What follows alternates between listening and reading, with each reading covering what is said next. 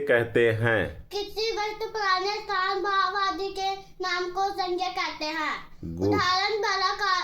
उदाहरण बिल्ली, कुत्ता आदि। क्रिया किसे कहते हैं? जिन शब्दों से किसी कार्य का करने या होने पाया जाता है उन्हें क्रिया कहते हैं। विशेषण किसे कहते हैं? जो शब्द संज्ञा या सर्वनाम शब्दों की विशेषता बताते हैं उन्हें विशेषण कहते हैं। गुड। सर्वनाम किसे कहते हैं? संज्ञा शब्द के स्थान पर प्रयोग किए जाने वाले शब्द सर्वनाम कहलाते हैं। जैसा मैं खेल रही हूँ।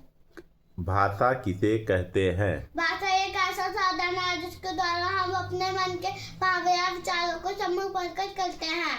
गुड। व्याकरण किसे कहते हैं? व्याकरण वह विद्या है जिसके अध्ययन से हमें भाषा का शुद्ध रूप का ज्ञान होता है। गुड।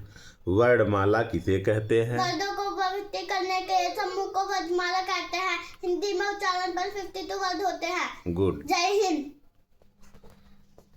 गुड।